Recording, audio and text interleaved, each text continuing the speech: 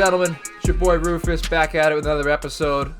This is the first week on the Wednesday-Saturday recording cycle, and I brought two guests on in the meantime. So, had Israel Fatade on Wednesday's episode. Now we have Pat Aiken for this episode. Pat's a former teammate of mine at Dean. Brought him on today to discuss a lot of stuff about Black History Month as well as his path as a strength and conditioning coach. He's currently at Tufts University doing his studious graduate duties, about to get that master's degree. So, Pat, how we doing? If you want to introduce yourself a little bit. Appreciate you, Lucas. Just like you said, I'm a former teammate at Dean College, spent my undergrad over there. Came in during 2018 during the transition period when it used to be the only JUCO football program in Massachusetts. Was looking at a couple of other schools during the time. Dean, they shot their shot right as soon as I actually sent in my highlight tape. So I would be a fool if I didn't choose Dean during the time being. So I was there from 2018, graduated May of 2022, where me and Lucas actually had the opportunity to be teammates during my senior year. So it was definitely a great experience. I was on the offensive side. He was on the defensive side. I know most people that know ball, they know the offense doesn't really get along with D. But, Lucas was definitely a one-of-a-kind type of guy outside of the field. So we were able to get really close outside of the field. So definitely very proud of the meaningful relationship that we created during the time being. As soon as I graduated from Dean, I was able to actually continue on with my master's. And still to this day, if you asked me like 5 years ago, Pat, you're going to be on pace to get a master's, I would have told you you're crazy. Finished at Dean with about a 3.7, 3.8 GPA around that, graduated with cum laude. And then, my parents were in my ears, like, you really got to try and get this master's if, you want to figure out what you want to do. So I was like, okay, gave it a couple of thoughts, sat down, had some meaningful conversations. And then I was like, you know what, I'm just going to shoot my shot. So I actually ended up at Merrimack College, where they just transitioned into Division I. And right now at Merrimack College, I'm continuing with my degree that I got in undergrad, and I'm continuing my studies in exercise science with a concentration in strength and conditioning. And along with that, I am a graduate fellow at Tufts University. So the cool path there, super cool path there to such like a university like Tufts, which we had mentioned before, has some pretty cool connections into the professional sporting realm, into the athletic realm, considering the success that their athletic teams have, as well as you said, a couple of big names been spotted in and around Tufts University as of late. Yeah, actually, Tufts University, it's a very low-key spot. I was born and raised in East Boston. Tufts is only right in Medford, so I go right by Encore Casino. Everybody fiends over that place. Go over there, wake up at about like 5 a.m. just to get a nice little drive in to try and get over there. But there's a lot of people that really actually come out to these sporting events that they have at Tufts. It's a very low-key spot. Before we aired, me and Lucas was actually having a conversation where we discussed some notable alumni that was actually on the basketball team a couple years back, and was able to establish a meaningful connection with Drew Hanlon, an NBA pro skills trainer that was training Jason Tatum before the draft. And during that time, the Tufts alumni was a cameraman during the time, and oddly enough, that relationship and just staying down and staying committed to the grind paid off. And learning alongside Drew Hanlon, he was able to make a grassrooted type of relationship where recently the Philadelphia 76ers, Joel Embiid, was actually practicing at Tufts University the night before a Celtics game. So it was great to see that Tufts men's basketball team was able to get the opportunity to practice and play alongside an NBA great like Joel Embiid, and just seeing that, those meaningful relationships and just how much grassrooted it goes into just the grind and how much dedication it takes to really just impact your community and impact where you're from and show pride in where you go to school at. It's definitely kind of like the case of where it's like it's not always what you know too, it's about who you know. So you get a good education at a school like Tufts, which is very well regarded in the state of Massachusetts and has a lot of support from alumni and boosters alongside it as well to further prove that, because if it wasn't a good school, you wouldn't have people donating back to it and being able to bring those people there and those relationships there. But on top of it, you bump into someone who knows NBA players and stuff. Sometimes, especially in the athletic training world, all it takes is one. You get that one client that gets to that level, man, and all of a sudden it's like, hey, I know I have a teammate that wants to work out with you. I have another. He has a guy that he went to college with that lives around you. So all of a sudden you got 3-4 pros, or you have a guy, and then the word spreads, and then you work from there. So. And that's just in terms of if you're ever individually training people too. I'm obviously not sure what all your long time goals are. I know back in the day we talked about boxing and stuff like that, which eventually would be a goal of yours. But like I said, it's in that field, it's a matter of just building up. It's a network. It's all networking is really anything. But being at a school that can not only provide you with education that you can take with you, but the networking to elevate you from, you go from, a bachelor's to a master's, it's a paperwork thing, but when you get that networking, that's where it really, I think that's where the big thing is for people to get their graduate degrees. It's not just find a place that you're going to get your master's at, but get a place that's going to elevate you to be able to take that big leap to, get into that next realm of life and, really, get rolling into it. Yeah, absolutely. I definitely agree with you when you put it like that, because the biggest thing that I've been honestly learning how to just adapt and transition into is just applying, obviously, that classroom knowledge into when I'm on the field for strength and conditioning, but understanding as well that even though I may be a student at Merrimack College and a coach at Tufts University, the two intertwine between each other because, like you said, it's always a person that knows a person that can get you to where the destination that you want to be at. So just making sure that you're a good student in the classroom, making sure that you're even better coach and a better student when you're on the field, it just pays off by the time that you really get to your destination. And like I said, was it tough? I think Tufts NESCAC, right? They're in the NESCAC, which is very well guarded. And like you said, Merrimack being a D1 school, you're just around. And Merrimack, I think what was it? Hockey, they're very, very good in hockey, right? So you got all kinds of athletes around you and all kinds of connections to make. So nothing but, what is it? What did Michael Jordan once say? The ceiling is the roof. That is not the case. There's no ceiling here. You're just gonna keep on climbing up. So that's a little intro to Pat, where Pat's at, how Pat is, and how we met. Like you said, different sides of the football, but you never really cared for that. I mean, I started as an offensive tackle, in all fairness, so maybe that's where that's where the relationship started. This is my 4 days as a left tackle, which everybody and their mother knows was not a good fit for me.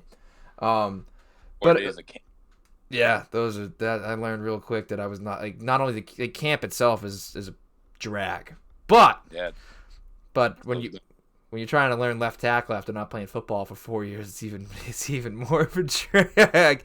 I don't know whose idea that was.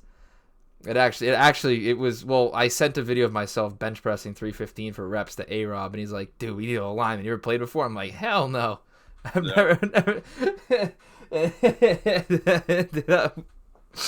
ended up being how I, found a way. But at the end of the day, it's when you're playing Division III football, when it comes down to is the relationships you're able to make with people, which is why we sit here today, which is why you're on the show today, which is a huge, huge plus. So that's a little intro into myself and Pat's relationship.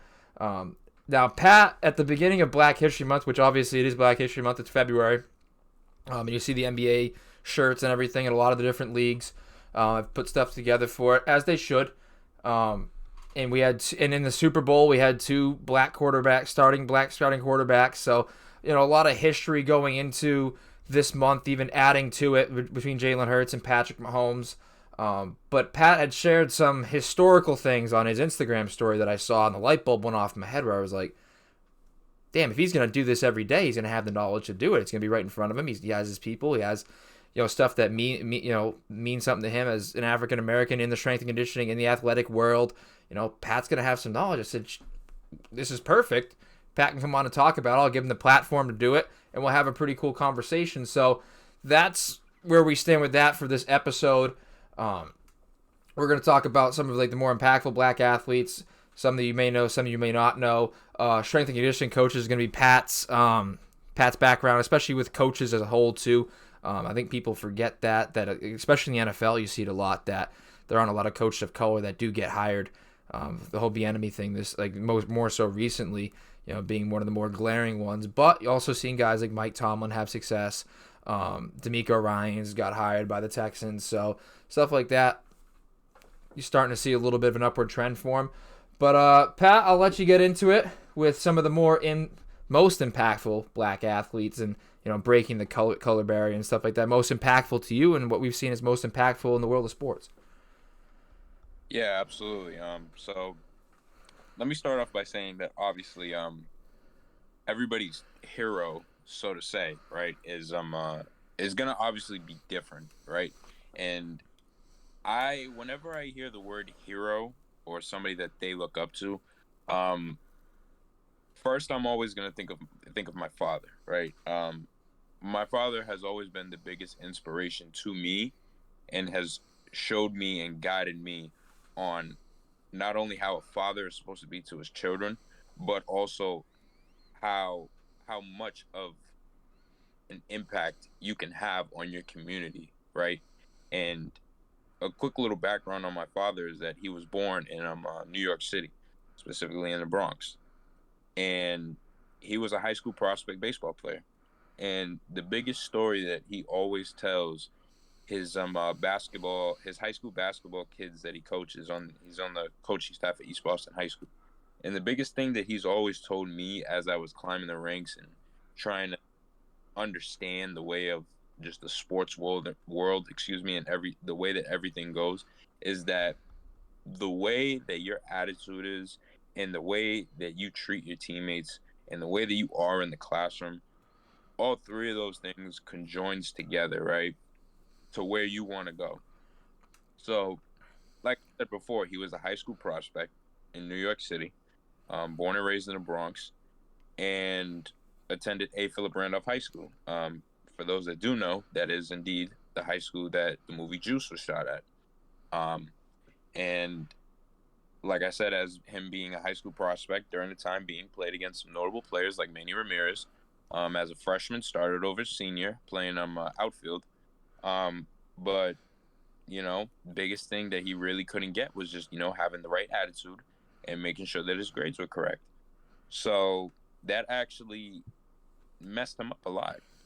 When these college coaches, specifically Division I coaches, would really try and go after him, and just the disappointment in his coaches, just knowing that you had the talent, but you couldn't put it on the back end to be able to support it when it came to the classroom and the way that you acted, right? So I always try and preach that as well, even as a strength conditioning coach, towards any other athlete. But that's obviously like the biggest points when it comes to like our heroes. So specifically when it comes to my hero, right, in the professional sports realm, right, the biggest one that's not necessarily after my father, obviously, would be Muhammad Ali, right? And I'm gonna explain the connection between the two in a few seconds, right? But most people, when they think of the black community as a professional sports player, Jordan, Allen Iverson, which I have on my list, and I'll get into specifics in a minute. But Muhammad Ali was really on the forefront, right, of the civil rights. And I remember while at Dean, I did a paper on Muhammad Ali and his fight to break the color barrier and his fight for civil rights alongside Martin Luther King, Malcolm X, and a whole bunch of great other black activists. And with Muhammad Ali, the way that he was able to just sit up and not back down to opposition and fight for the right cause and have integrity while doing so is what made him so different to me. And I have him on a pedestal, right, towards every other black athlete that we may have seen from generation to generation. To be able to have the courage to be able to stick up and do what's right, even when nobody's watching and when the whole world is counting you out and thinking that you can't do something, was an inspiration to me but during my adolescence, and even when I was doing my paper on him at Dean. So, crazy story time about Muhammad's father is that while my father was a child, um, my dad's side of the family, they come from Senegal, a country in Africa, and my dad's side of the family is Muslim. So when my dad was a child, Muhammad Ali was very famously known for going to New York City and collecting Muslim kids to go and participate in a summer camp. So in that summer camp, they would do Ramadan, they would practice obviously the Muslim religion, and my dad was one of his campers. And my dad used to tell me stories all the time on how Muhammad Ali was literally as as typed in the newspapers, as seen on TV, was literally a real life hero. The way that the kids just like put him on a pedestal, and the way that they were able to just look up to a man that inspired the whole black community to do the right thing, to be able to not be afraid of opposition and be able to fight battles, was just, it was something that he instilled in me, that the qualities that he learned from Ali was passed down into me. So it's like I really hold that into a deeper connection, because everything that my father tells me, some of the stuff he's learned from Ali while he was at that Muslim camp, has been passed down to me, and I just try and pass it on to the next generation of black kids within my community, to try and uplift them and show them that they don't have to do unorthodox things in order to get to where they think they need to go, you know? So Ali is definitely number one on my pedestal. I don't know if you want to. No, that was a super cool story. I love being on here when I can just let my guests talk. Like that for me is like when I know that I've done something right. When I put you in a position where you can just tell a story. That's what we're here for. That's super cool. I had no idea your dad actually was at a camp with Ali. I mean, for me, I watch Muhammad Ali stuff all the time. There's something about fighters because they're stepping into a ring. I mean, obviously he was bigger than a fighter, which you just noted down. He's just a superhero personality in person. But like I'm a big motivational guy. I like to get motivational. I like to hear people speak, successful people speak, and I put it on my TV in my room all the time. I'm at school doing homework and stuff. Like I'll listen to motivational speeches while. And Ali is one of the greatest, man. Just the way he talked. I mean, as an individual, he's someone you can look up to for that. But even more so as an athlete, to look at how he approached things and confidence and his commitment to commitment to anything. More like fighting, more specifically here in this conversation, but in general to what he was committed to, like integrally as a person. You know, it shows. I mean, he's just one of the most probably amazing, top humans ever in terms of, what he stood up for. And people are going to agree to disagree on a lot of things too with the draft and whatever, but he believed in what he believed in at the time. He stood for it. And this is another guy who talked his talk and sold his fights and did everything, but he backed it up too. And that's hard to find. A lot of people can speak, but when push comes to shove, they're going to fold. He didn't fold on anything that he spoke or stood for, and I think that everybody has to kind of tip the cap and say, this is what he believed in and this is what he stood for, and he never backed down from it. He never backed down from a fight outside the ring or in the ring, and stood his ground, and that's why he's probably one of the most charismatic and most powerful figures in the black community and overall in the athletic world as he was. Absolutely. I agree with you 110%. Like just doing my research on my own about Ali and just his contributions towards the black community and the way that he was literally on the forefront with the civil rights union was just, it was inspiring to see. Because, like I always used to ask myself from time to time where it's like, what if these guys never really stepped up? What if they just, sat back and just let just the opposition really just try and keep things the way it was, And it's like the way that we are so inclusive now through athletics as a community is such an underrated concept that not that many people will really understand. It's like, what if Muhammad Ali, decided to join the army? What if he didn't decide to, attend the Civil Rights Union and just try and just give his piece, on why he felt the way that he felt with things going on around his community? when you have a public figure that nature that has such an empowering voice that can impact so many people at the same time, it's like what else? What is there not to be motivated by that? Like you said, he talked everything that he walked for sure. And even if you don't feel empowered by the way that he spoke and the way that he was able to help out people. If you're more of a person that's empowered and motivated by the way that he was able to fight people in the ring and not back down from a challenge and be able to be pound for pound one of the best boxers alive, then that's definitely one of the guys that you need to be able to watch and just understand and try and just be a sponge whenever he spoke and whenever he fought. He gave motivation to so many black athletes. Like nowadays, like I said, on and off the court, because you had the LeBron shut up and dribble thing, where it's like you might disagree with what LeBron says, but again, these guys have platforms. They have standards to uphold in their way, and they'll have their own opinions to preach. But at the end of the day, they do have something to stand for, and that's themselves. And they do have the ability, based off of their ability, to speak on matters and to hold a certain place in regard in this reality that we live in. And Ali stepped up to the plate when it came to his opportunity to do it. And again, it probably inspired more athletes along the way and other people that were in that civil rights union to be able to speak on it, because obviously he was a big name to be able to do it. There's guys like Jackie Robinson who stood up and did their thing, and people like Jesse Owens doing it in front of Hitler. Like, if these things never happened, where would we be as a if you think things are bad now in terms of race relations and civil rights movement and stuff like that, where would we be if it wasn't for the athletes like the Muhammad Ali's, like the Jackie Robinsons, like the Jesse Owens, that were able to accomplish these amazing feats and bring us together? Because obviously us as teammates, like, I've just never been able to see it like that. These are my teammates. These are people that I play with, like, and even obviously outside of the field too. But it's like athletics have a unique way of being able to, drop your jaw and you just forget about everything and you just are able to appreciate greatness as it is. And I think that Ali's probably, like I said, probably number one in that regard. Absolutely. Transitioning into my next two, because I'll just honestly combine them into each other.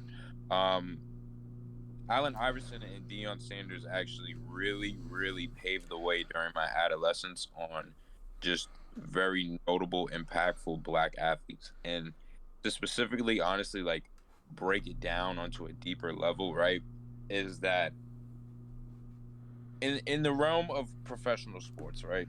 So there's a standard, right, that obviously they have to keep up with.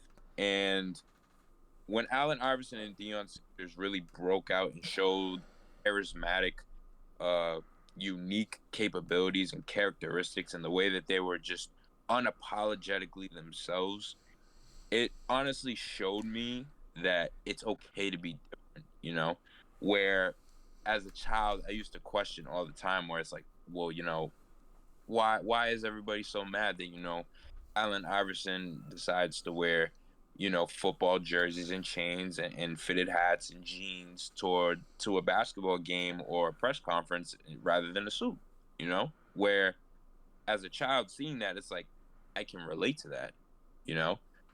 We may have not had the money to buy $500, $600 suits, but like, there's a guy that looks like me.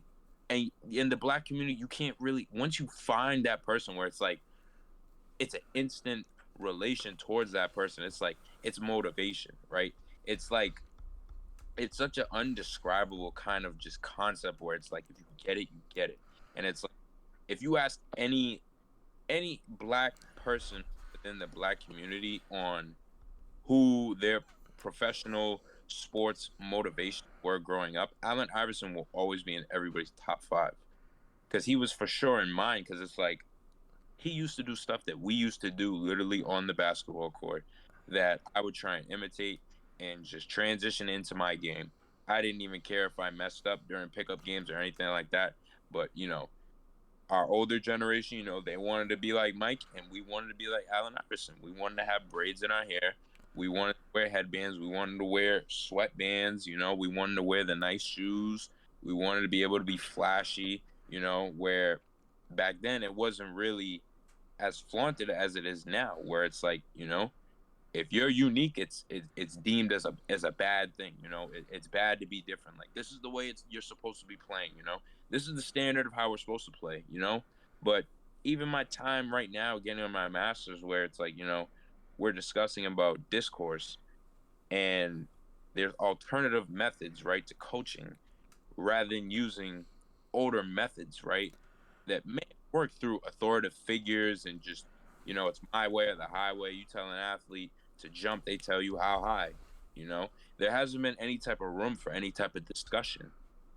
So it's like, when I was a kid seeing Allen Iverson, that was my alternative discourse. It's like, whoa, like that's me. Like, I can relate to that.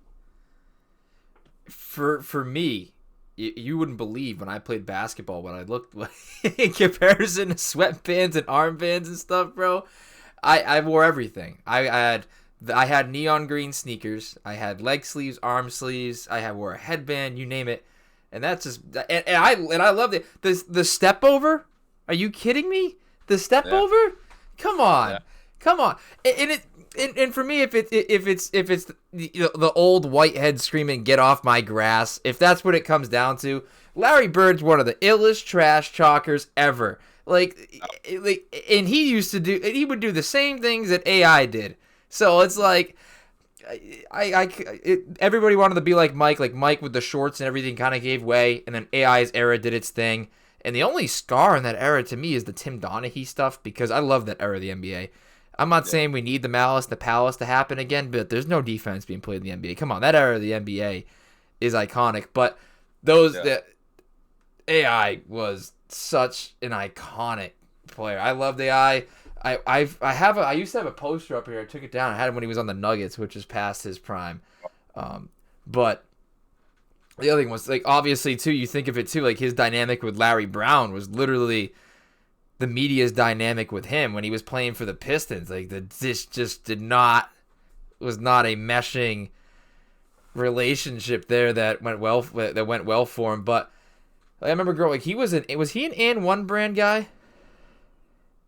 Say again? Was he an And One guy? Was that when they had remember And One? The And One brand had like the long shorts and everything. Was he ever like, I don't know if he ever advertised for them or not, but I remember wearing And One stuff as a kid. I used to love my And One shorts. It was a basketball brand. I don't know. Obviously, a lot of it was probably inspired by AI. Like, I remember that era, man. The Rip Hamilton with the face mask, just Kobe Bryant in that era. One of the most inspiring athletes that like. Michael Jordan, Kobe Bryant, was the most inspiring athletes that I've ever seen. Like, that era, like where it was, like, just incredible. I mean, Mike's up there. The last shot's down there. There. And then I got Jerry Maguire there, but obviously related to my boy Rod Tidwell. Oh wait, Pat. That was your. Didn't you? What'd you wear? 84? Were you an 84 guy? Yeah, 84. Yeah, that was my celebrity character for you was Rod Tidwell. Definitely could show you. That was that. I said it at practice one day. I said, "Show me the money one day." I don't even remember that. Yeah. But there you go. I'm getting off track. That's my bad. Nah, you good. But yeah, man. Allen Iverson, man, he was literally like a hero to us in the projects, man. It was something different, just turning on the cable and just seeing that man cook. Cause all the moves, best believe, we were down at the YMCA, down at the basketball court in the projects. But transitioning after him, I mean, got to give my flowers to Michael Jordan, man, because, you know me. You was my teammate. I always was trying to be dripped out and the most Jordans that I absolutely could. So Michael Jordan, man, was just not only influence when it comes to black culture, but just such an eye when it came to his dedication to the game of basketball, the way that he was able to just give the community, just the way that he was able to just grassroots these people that are now signed to Jordan and just be so innovative with the way that he's able to just uplift the black community. It's so inspiring to see Jordan as well. Deion Sanders, like I said as well, I mean, when it came down to football, truthfully, I wanted to play football when I was a kid, but, my parents, they didn't want me to get hurt, and I just begged and cried and just, like, ugly tears and, like, boogers and everything. Deion Sanders, when I seen back then on Sports Center, it wasn't an E60, but one of those like old hour tapes that they'll usually show in the Mhm. early 2000s. Um, just seeing about Deion Sanders, and then also giving my flowers to another 84, Randy Moss, were literally the two reasons why I wanted to play football.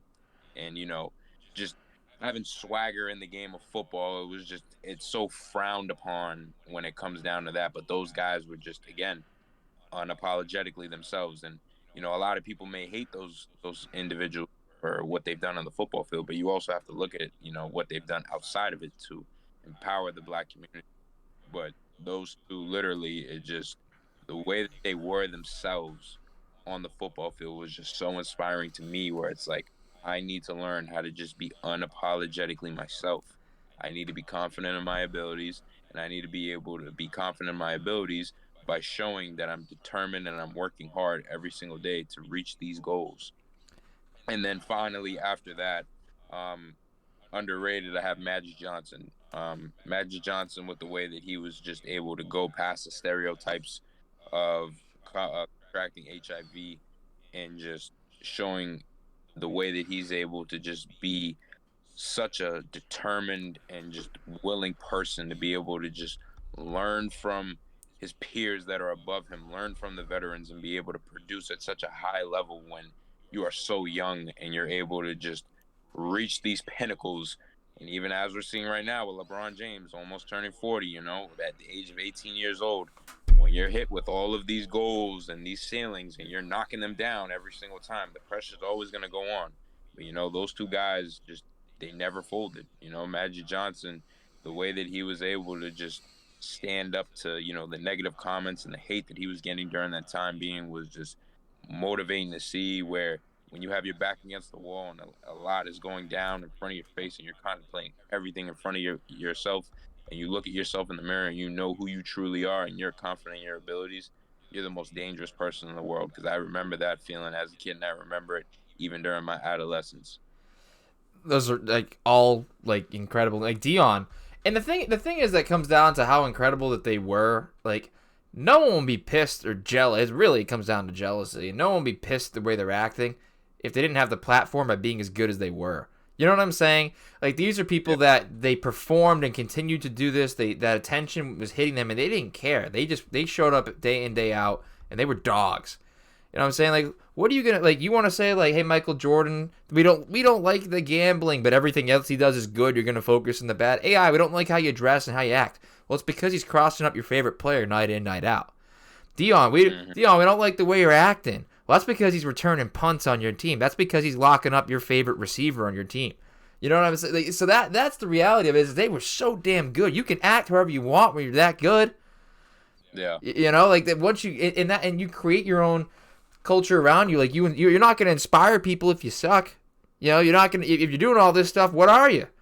Like, even Yeah. if you look at a guy like, even though he was very good and still can be very good in his own right, Odell Beckham, remember when he kicked when he threw his helmet at the freaking kicking net and it came back and he looked like a clown, even though he still has some own culture to his own right in terms of how good he was. But these dudes were some of the best to ever play the game, top 75 NBA players, probably the best corner of all time.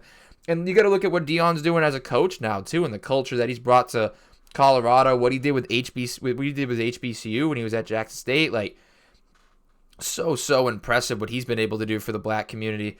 Another sleeper I'll throw in there for you, Pat. For me personally, growing up, Cam Newton, dude. I bought every year of my high school career. I bought Cam Newton cleats. I love the highlights. The highlights were amazing cleats. Him at Auburn was insane. How he overcame all of his challenges to get back there, to have one of the best college football seasons of any player that I've ever seen, and what he was able to do in the league with the Superman celebration and how athletic he was. Of course, his career didn't last as long, but that's a sleeper for me in terms of just how good he was and what he was able to overcome after having some of those flaws and work those out. Like, Cam Newton for me was more of the recent one, especially with the commercial with the little kid saying, "I'm gonna take your job." Cam Newton for me is one of the guys that sticks out. Yeah, that's actually a pretty good sleeper, because a lot of people that that really truly watch college football, it's just it would be very hard to argue where it's like if Cam Newton's Heisman performance is not at least in your top five, then it's like He the was guy was incredible.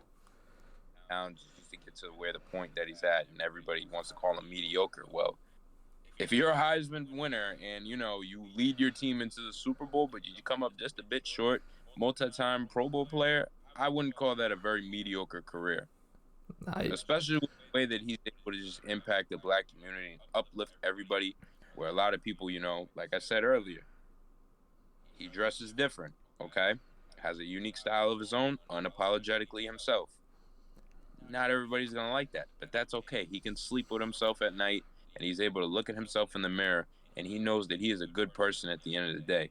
I know as well. Athletics can only last so long. Mm-hmm. But at the end of the day, when it comes to the black community with us, is how long are you impacting your people? Cam Newton was able to give us childhood memories with the way that he was able to play on the field and the way that he impacted people off the field.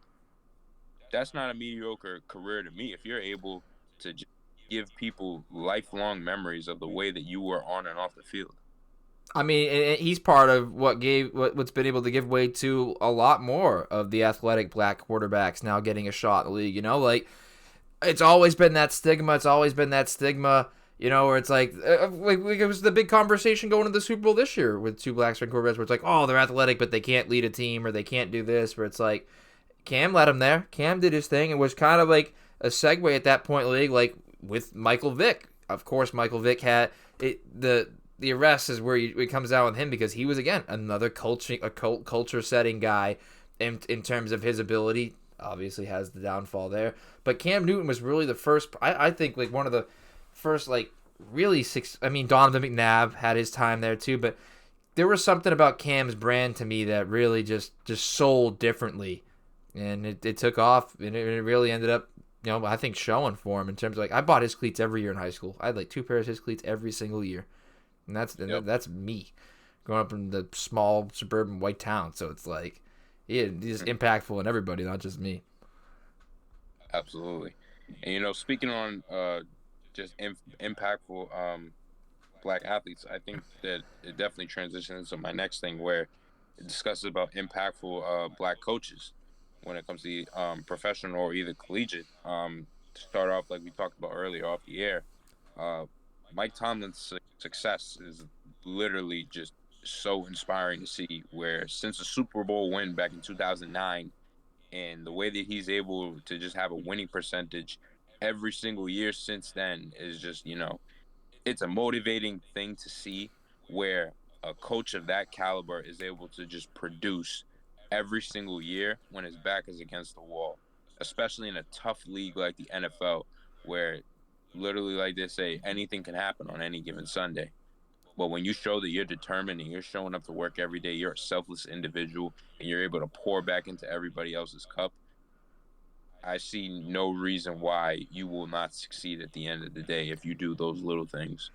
Yeah, I mean, I think my biggest thing with Mike Tomlin is, for a long time there, I was like, well, he's a player's coach. How come he can't control his players? Antonio Brown, Le'Veon Bell, there was some character issues there.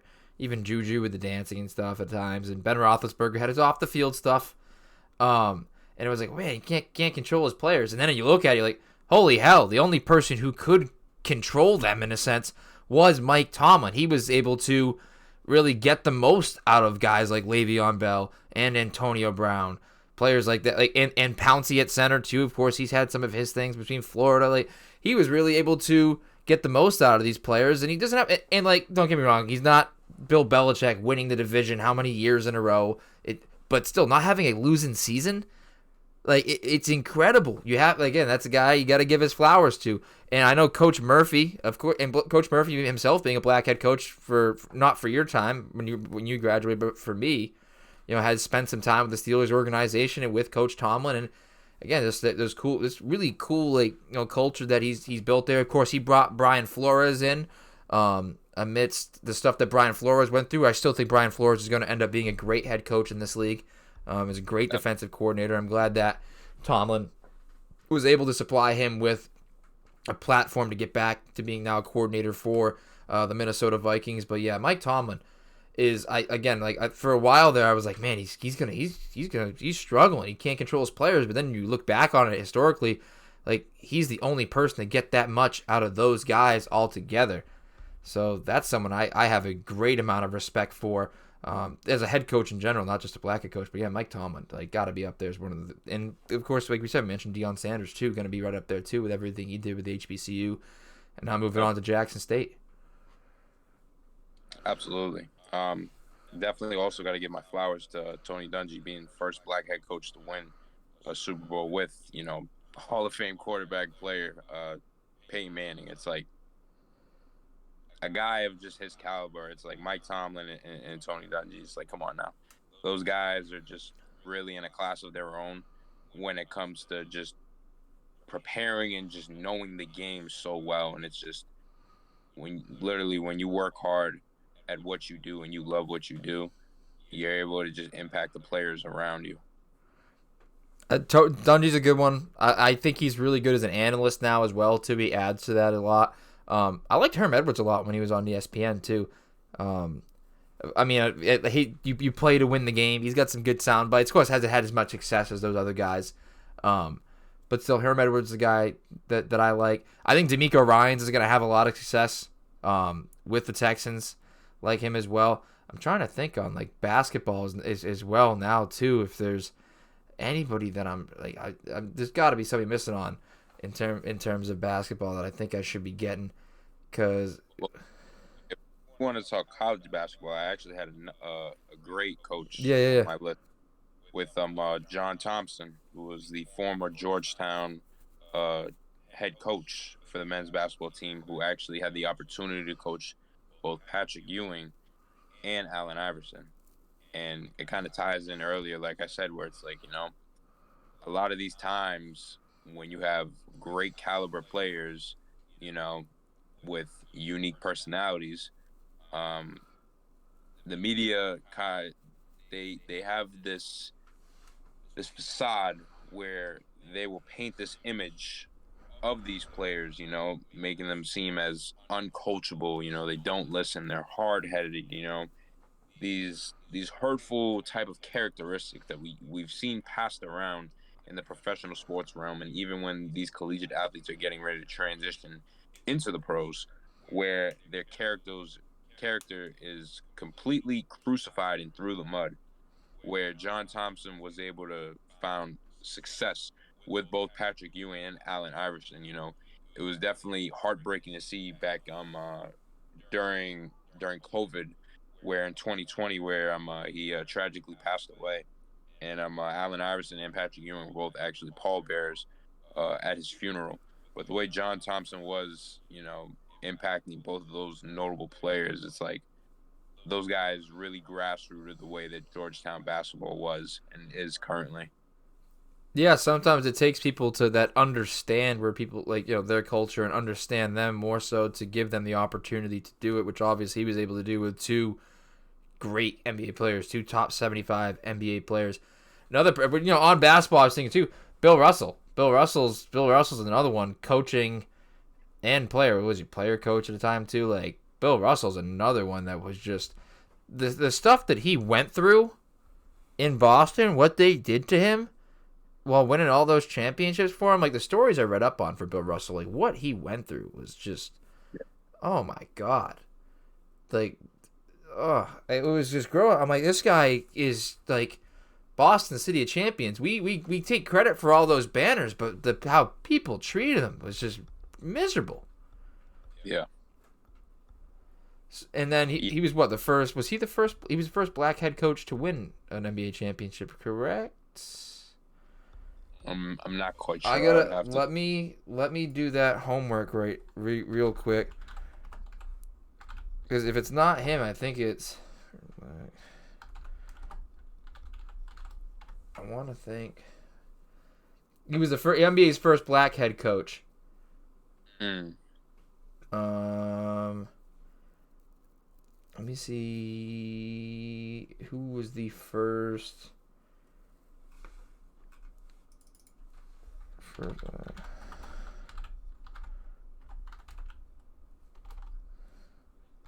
championship head coach. I want to say it was Bill Russell too, because it was all those teams. Yeah. I'm almost positive. I could be wrong. Yeah, it was Bill Russell the one that won the first championship too. Record 11 NBA championship titles. His 13-year career. First black head coach. Yeah. So that's crazy. Bill Russell up there as an all-timer too, and straight and local for both of us at this point too.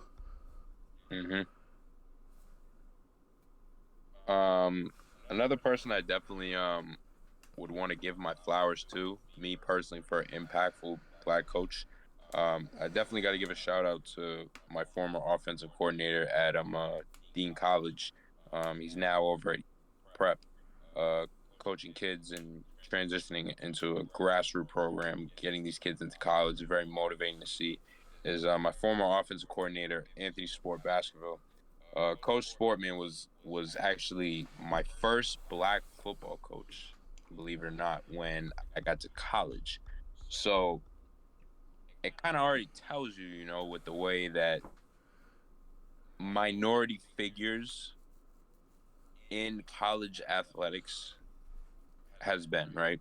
And even at the high school level, you don't really see as many minority coaching figures that really, as role model figures, right? Where my first black coach, like I said, was when I got to college. And it was a motivating thing to see, because even though he was from Newark, New Jersey, and me being from East Boston, Massachusetts, like, the connection was just, it was there, where outside of football, we could relate to a lot of things, being inner city kids, and just the things that we've seen where, like I said, again, even though he's from Newark, New Jersey, and I'm from East Boston, Massachusetts, we understand and we get it, and I could still text and call him till this day, and just ask him any questions and just see how he's doing and things like that. So I definitely got to give my flowers to Coach Sport. He was a great offensive coordinator, throwing some accolades for him. He was he actually won ECFC Assistant Coach of the Year when we won the conference championship back in 2019. The way that he was as an OC, man, like, this guy he did his stuff.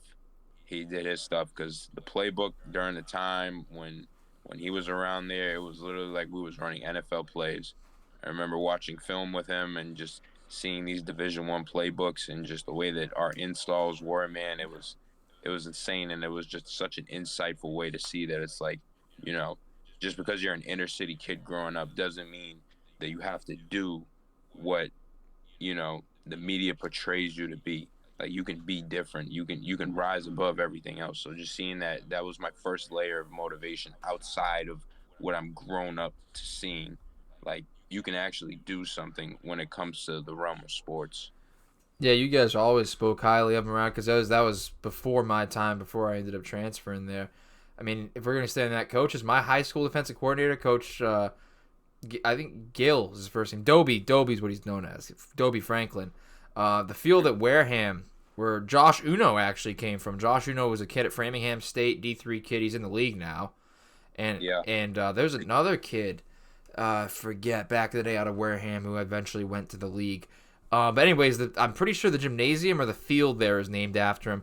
But, dude, as a defensive coordinator, like, this dude, like, I learned so much football from him. I played linebacker for him. Like, just learned so much from him. He was funny as hell. He'd say, he goes, second that guard pulls, you're off like a prom dress. Like, it was just this old school football. He goes, you want that, like, white on rice or steak on shit, dude. It was so funny, man. He was, but, like, he knew the game. And I remember one game after we finished up, I had actually, like, dislocated my shoulder in high school. So just the shoulder injuries just been racking up at this point. But I ended up playing through it, gutting through it. I did not think I played well, but like, my dad comes over to me after the game. He's right there. He goes, Mr. Ferrer, I'm telling you right now, it could be him out there, one arm, no arms, doesn't matter. He goes, we are a better team when your son is on the field. And I was like, damn, that to me hit. And Coach Franklin, again, one of the most impactful coaches I've ever had. And like out in Rochester, the Dirty 30, man, just this country ass school, man. It's just, to us, like, it just doesn't for me, it's just never like I don't know. I can never be the one to see color. I can't. Like he's just a man of character. You know, I still Yeah, like to me when you read like I read back and all this stuff and see it. Just to me, it just makes me scratch my head. I could never look at this man any less because look at just how much he did for me and how much he cared for me. It's like it hurts me for other people to see it any other way because it's like I don't know how you can. You're missing out. absolutely, man. It's just the way that we are now as a country and just moving forward, and like we talked about earlier, just the inclusiveness now that athletics has brought us like together. It's absolutely insane. And it's like I'm gonna keep daggering down on that when it comes to my athletes and just understanding how important this month really is. Um, to continue on with some more impactful coaches, specifically getting into the strength and conditioning realm of coaches. Um, like I mentioned earlier, before getting my master's and just kind of getting my feet wet into the strength and conditioning realm, I've always wondered, well, what type of like black coaches are out there that look and talk like me, because normally in this field, and I'll transition into it later on where I have some breakdown of some stats of just the way the demographic is in the field. But like I said, getting my feet wet, I question that. It's like, is there any people out there that look like me and uh, kind of have similar backgrounds where I can kind of relate to them and just understand that there's more people out there like myself. Um, and funny enough, one of the very first black strength coaches or performance coaches that I found was Coach Mo Wells. And for those that do not know, Coach Mo Wells was actually a performance coach that was notable during his time at IMG Academy, working with teams at IMG Academy. And then after, because of his determinedness and the way that he was able to just make a name for himself, actually transitioned into having a job at House of Athlete. Now, if you know football, House of Athlete is honestly where it's at right now if you're an NFL or a college football head. The way that Brandon Marshall and all of those guys are able to just grassroot the next breed of professional athletes at House of Athlete, it was so motivating to see that a podcast that I literally watched constantly as an NFL fan has and produced a black strength and conditioning coach that, you know, paved the way for himself and created meaningful relationships with other people within the black community and uplifting us in a positive way, which again showed that you don't have to take these alternative and unorthodox routes that the media is portraying you to be as. There are people in these positions where it may be hard to find, but there are people out there just like you. So Coach Mo Wells was honestly one of the first ones that, got me motivated to get into the strength and conditioning realm. There's a guy that I have. He's not a strength and conditioning coach, but he's like more. He worked closely with Phil Jackson with the Lakers and with the Bulls. I don't even know George Mumford, the guy that brought the. He was more of a performance coach in a sense where he brought. That's the guy with like when they say Zen and being present and stuff like that. The person who did a lot of that was George Mumford. He actually went to UMass Amherst. He dormed with Julius Erving, who was another, obviously very impactful in the black community. He was eventually would become. He's from Boston. I don't know from where specifically in Boston, but if you haven't seen him yet, George Mumford, the mindful athlete, like in terms of like performance coaches too, he's incredible. He worked closely with Michael Jordan and all them too. He was an addict for a long time. Beat that. Ended up finding something like finding Buddhism and stuff like that as a way of how in meditation as a way of his escape. He ended up working closely with those teams. So not a strength coach, but a performance coach I'll throw out there for you that is a person of color. Yeah, man. See, I didn't even know that myself. And it's like hearing stories like that it's so uplifting and just so meaningful to see where it's like these guys are just able to just bounce back from having their back against the wall. So I'll definitely have to do my research on that. My next other strength coach that I had was another coach that I recently found out and learned about while at Merrimack College. due to my professor. Another motivational, impactful coach for me in the strength and conditioning field would be Jeff Mad Dog Madden.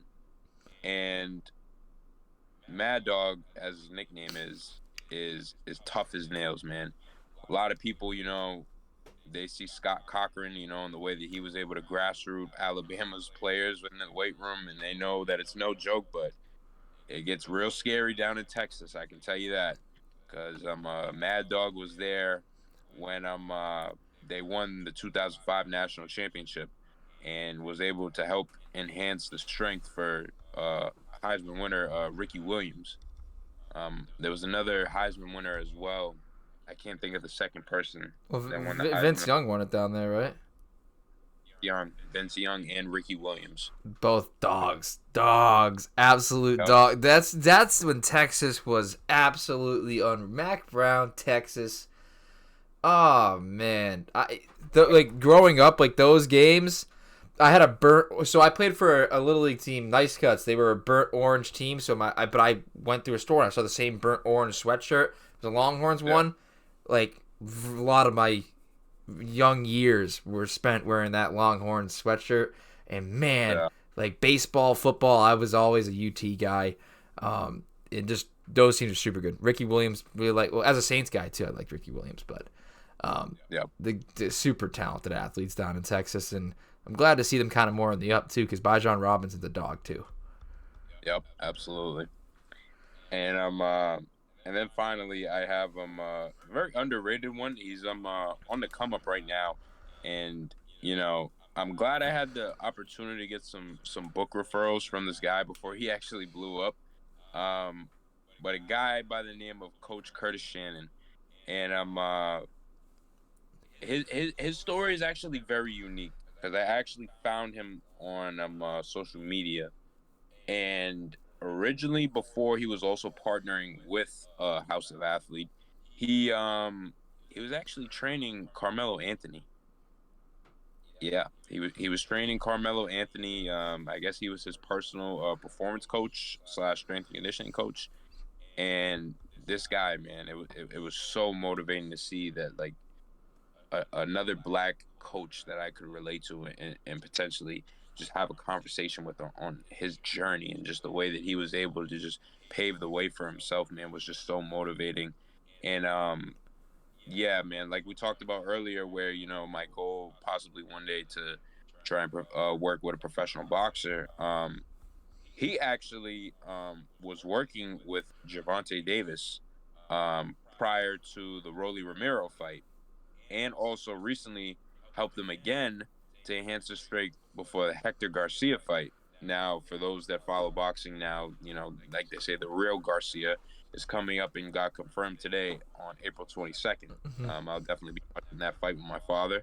But the way that Coach Shannon was able to just reach back out to me in like a day's time during my time at Dean, while I'm trying to figure out the strength and conditioning world, I will never forget that day.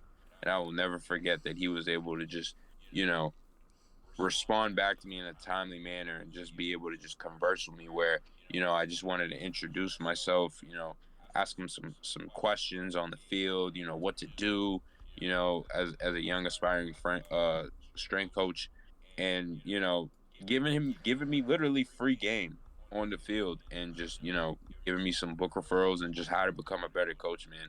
That literally was just, the turning point in my dorm room at Horn, one morning, and just, I was like, man, I think I actually really do want to do this. So seeing him just transition and just on an uplifting just pattern, just of a growing platform that he's created for himself, man, it's so inspiring to see. I definitely hope that I can strike another conversation with him again, but very underrated up-and-coming strength coach. And that's what a coach is too. Strength and conditioning is their title, but they're a coach, and a coach at heart is anybody who's willing to learn. You're able to take from here to here. You're trying to elevate anybody you can come into contact with, not only as a coach, but as a human being. And I feel like the good coaches and the good people tend to blend a lot, and they're just that person, and you can just look up to them, and they can just help you grow. And they're up here, and you just look up to them, and you like to follow them, and they find ways to elevate you as a person and as an athlete or as a player or as another coach in your specific situation here. So it's like that's the true art of coaching, is just how much of like a person you like, how much of your person is you as a coach, and how much of you as a coach is you as a person. Like how well people are able to. I think the best are able to blend that. So that story right there, just being pretty much like that, is so cool for me to hear. And you actually saw one of the Gervonta Davis fights. I think the one you're talking about, right?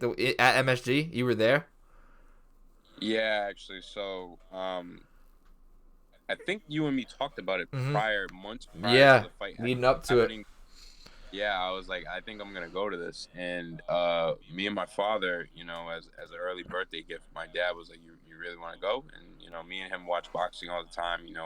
We're always there in front of the TV whenever Devin Haney's fighting, whenever Shakur Stevenson's fighting, Gervonta Davis, Canelo Alvarez, Terrence Crawford, Errol Spence. I can name names on and on and on. But whenever there's a fight, me and him are literally always watching. So, football is here, basketball is there, boxing definitely over there as well. So it's like, being able to actually go to my first big time fight like that and just see the way that Coach Shannon was able to prepare him literally for that moment, that viral moment where he knocked out Rolly Romero, was just, the work paid off. He done his job.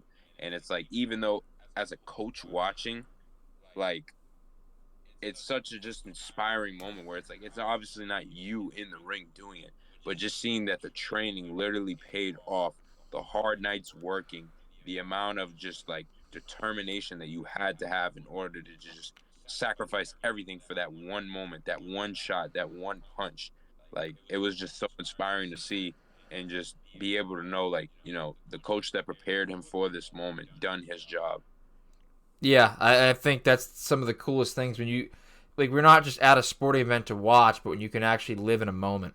I think those are some of the most powerful ones where it's like, man, like that could be me in this sense, where it's like some of these moments in sports when you take yourself out, like outside of yourself, and you look at it and you have that greater appreciation for it, because you know where your goals are set, you know where you're trying to get to, and you see it live in front of you, like, man, that's gonna be me someday. And you continue to, like, and it's not just like, it's not your 8-year-old self that's looking in the mirror thinking, I want to be an NFL player one day. Like, you've matured more, and you've come around to this. You have degrees. You've invested in yourself. People have invested in you to, you know, get these educations and play at the collegiate level. Now you're looking at what your true life's work being in front of you is, and you see what the result of it can be. So it's like, it is inspiring. It is truthfully inspiring for someone like you, someone like myself, who has, you see things in front of you, just, it's so attainable. You're there. You know what I'm saying? You're watching it live in front of you, and that's why it's like, man, I'm gonna get there one day. So that's super cool. Especially in MSG. That's the mecca, man. I'd love to be at MSG for a basketball game. Michael Jordan loved it. I can go Yep. appreciate it. It must have been super cool for a fight. I remember you told me at MSG, like, holy shit, that's gonna be amazing. Yeah, man, it was definitely a one of a kind experience. I definitely did feel like I was blending in. Like I said previously as well, my dad, he's from New York City, the Bronx to be specific. So, getting there at actually no, it wasn't at MSG. It was at Barclays Center. It was in Brooklyn. Oh, it was in Brooklyn. All right. It was in I thought it was at Brooklyn. MSG. Either way, still cool arena to be at. That's a super fancy one. That was wicked new. Yeah, funny enough, we actually stayed in Manhattan, and our hotel was right across the street from MSG. I'll send you the picture of stuff, the fight and everything. I'll send you all the stuff. You want to just post it in the clips and everything. Yeah, I can definitely do that. Yeah. Um, but yeah, that I think that'll definitely transition me into my next point. And just some statistics on Black strength and conditioning coaches. Um, so curiously enough, and just to throw it out there as well. We mentioned and talked about earlier. At Merrimack College, getting my master's degree, and in one of my courses for one of my paper in my class for my final is actually researching why there is such an insufficient amount of black coaches in the collegiate and the collegiate and the professional realm of athletics. And the way that it came to mind was just, like we talked about earlier, is just seeing so minimally the amount of coaches that are able to get the opportunity to even step foot in the door, you know. But as we've seen, once they get in the door, and they show that they're capable of staying there and they're fairly and even more qualified for the position, why is this still a thing? Is the system broken? Do we have any type of microaggressive beliefs that are still going on? It's a whole bunch of just enrooted things that just conjoin together where it really questions your mind on why these things are happening. So oddly enough, there really surprisingly there isn't not that much research on this topic, surprisingly enough. And in the class, you have to, do your research methods on a certain subject and come up with a methods on how you will conduct a study and how it will work. So a part of the main basis of my proposal, right, is why don't we have a committee, right?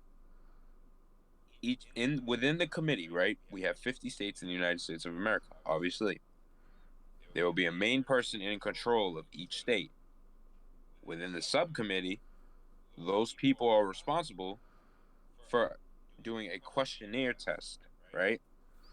A questionnaire, and it'll go into every institution under the NCAA levels 1, 2, and 3. And then whatever pro teams that we have in those areas. If it doesn't have a pro team in that area, then that's okay. Just go after the divisions of 1, 2, and 3 institutions, right?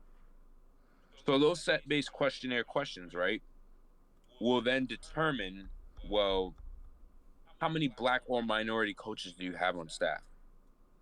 How many black or minority coaches do you have in a head coaching position, right? How many black or minority candidates, when applying for said position, right, are capable of getting these jobs? Or do they even know about these jobs? Because, as we mentioned earlier, the time and day that we live in, right, is word of mouth and who you know. Connections are your net worth.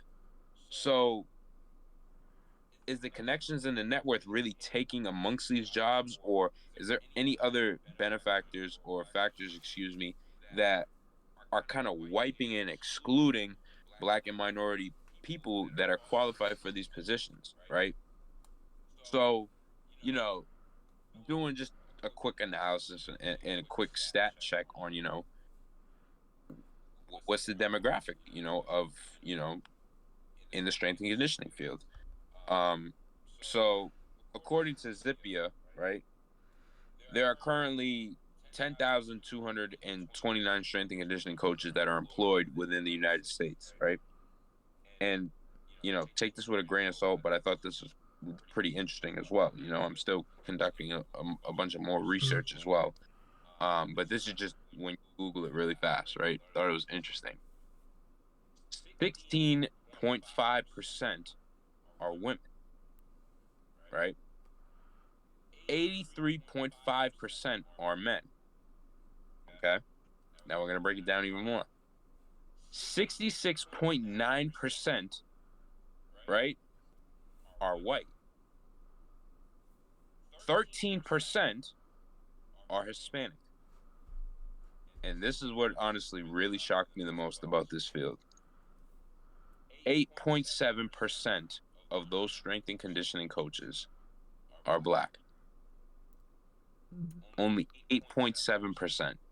That's crazy to me. Like that, because you have to consider all the athletes we watch every day, and especially at these high level athletes, and they're not where, like you're saying, that's what you're doing your research for. Where is the disconnect, and why are they not making it into the coaching field when they're done playing? Because obviously I'm just going based off of the sport of football here. Obviously, there are a lot more African American athletes, black athletes, than you would see white or Hispanic. You know what I'm saying? So, at least for the sport of football, So like and like you said, it's not about what you know as much as who you know. Like I had said that earlier and stuff. Like why are they not getting their foot in the door? Is it just has it just been so long, like this white community of coaches where it's like, well, now it just grows and they have the white kids and then the Shanahans grow up and they know a bunch of people. So it's up like, so that's where, like, where is it just how it's culturally been done and that's how it's stacked up and that's just something, that's a demographic that's a line we have to break? Or is there something deeper going on here? Because I would never have expected that 8% is crazy. Yeah, I mean, Zippia, I mean, was just a quick search, Mm-hmm. just an idea of some stuff. Um, you know, but also one of my resources that I found for my paper as well when conducting a research study, right, was just looking at the demographic again on how is it impacted when it comes to football or basketball, because as we all know in NCAA, the most um the most the most money generating athletic programs when it comes to Division 1 sports is always going to be basketball and football. Mm-hmm. They're the most popular sports. That's just the way that it is right now. I would love to see soccer try and knock off football or basketball or even baseball. I'm not really a big baseball guy, but I'm all for seeing that inclusivity of just other sports getting their flowers at the end of the day. But back to what I was saying, FBS football and men's and women's basketball, right? There's that disconnect and that disproportion of black coaches getting those opportunities, right? And in one of my papers, I was looking at the statistics on, college basketball, and it was said that from 1947, right, up until 1987, when they conducted how Division 2 impacted Division 3, right? Because obviously there were so many Division 3 schools that used to be Division 2 schools. That separation, right, actually decreased the chances in the amount of black head coaches in basketball and college basketball. And I was like, how is that possible if you're adding more institutions? Right. But remember, during the time as well, from 1947, racism is still at an all-time high. you know there's so many factors where they wouldn't even look at a black person to lead a college basketball team. Or even allow So kids to play that were black too, because it wasn't until what Texas Western where they started the all black starting five, right? Which eventually would go on to be UTEP.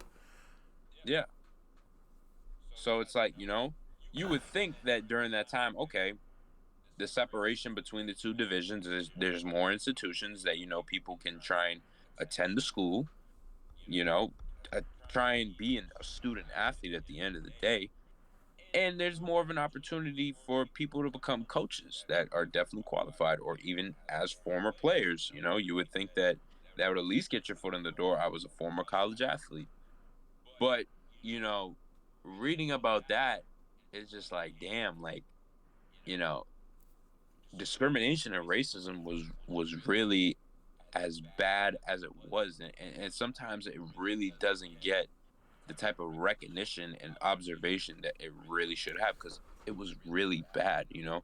Like, I definitely really do encourage a lot of people during Black History Month to really just dig in and really understand the way that we transitioned as a country before the Civil Rights Act, where there was a lot of bad things that were honestly happening to us as a community, done by white individuals. Set this country back so many years. So many years, everything that was done back then set this country so far back from what it could be to this day.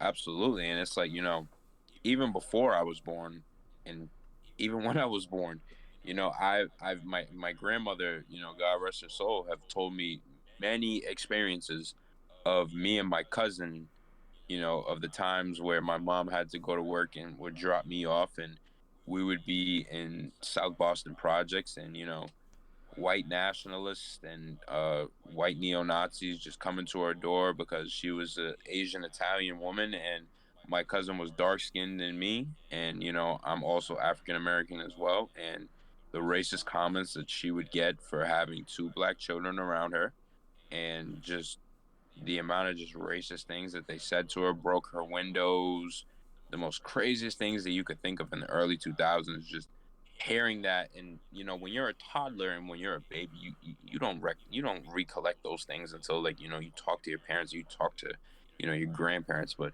during the early 2000s, that was very alive and well.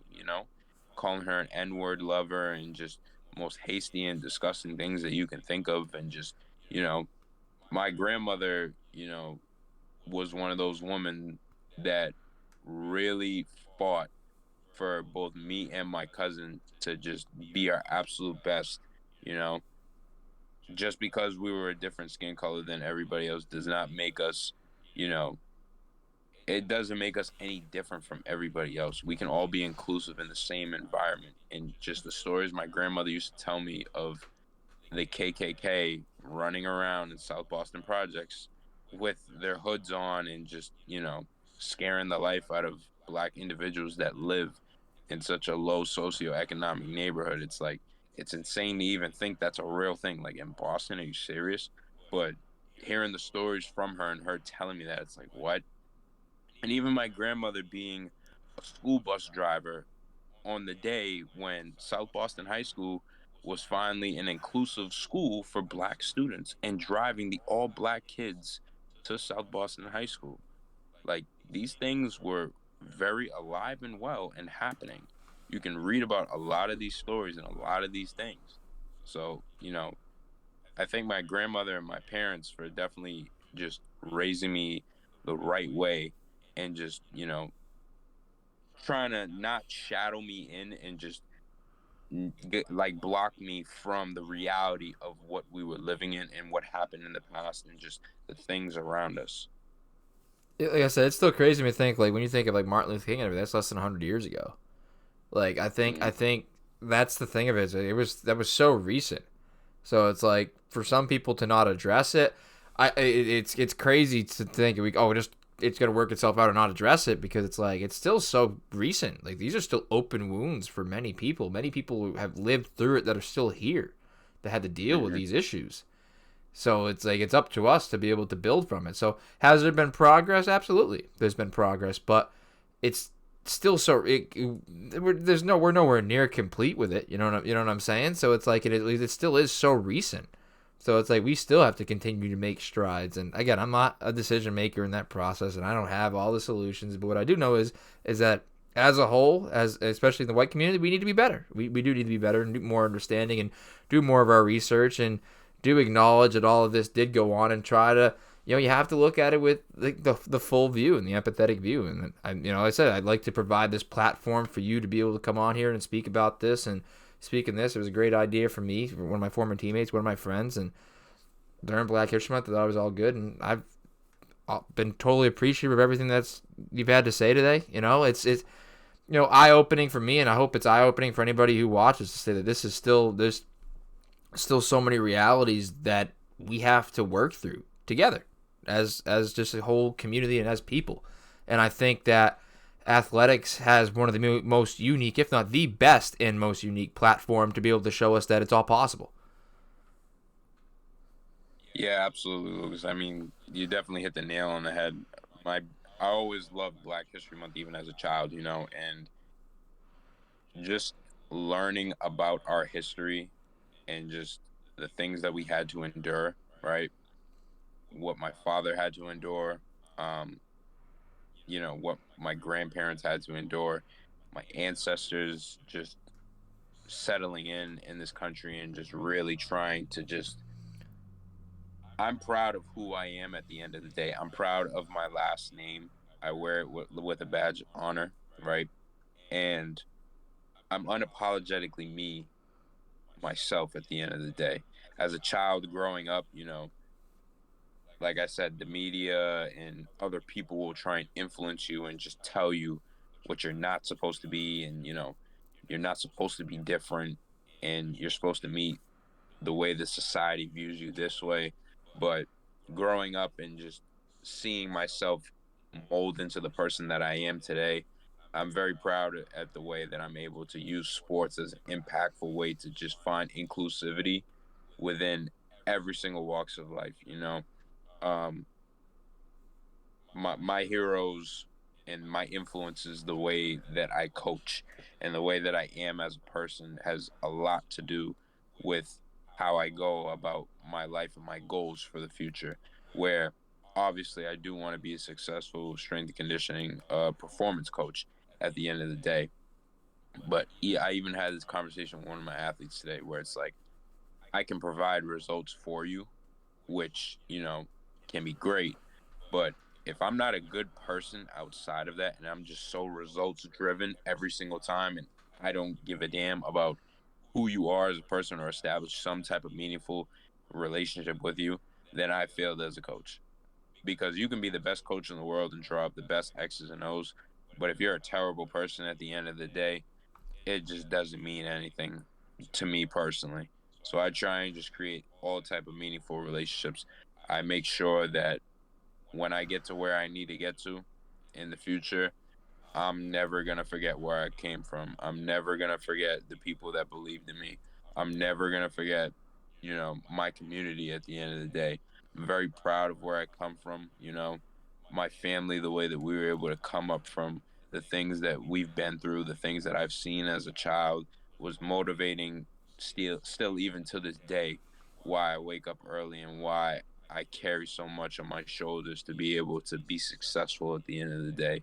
You know, most other people in the Black community probably have similar stories to me where, you know, they'll relate to trauma and it's not necessarily a normal thing, but we at least get it at the end of the day.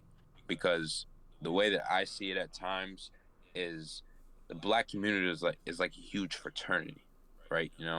And within that fraternity, we're all together at the end of the day. But we can't sit up over here and shoot ourselves in the foot and drag each other down when there's been a constant history of that previously, of people trying to oppress us and decompose us, right?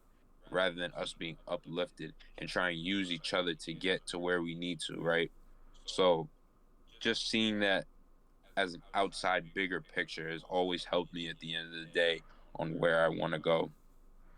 Well, I mean, like I said, you have a unique background, you have unique experiences, unique knowledge, and that makes you the person that you are.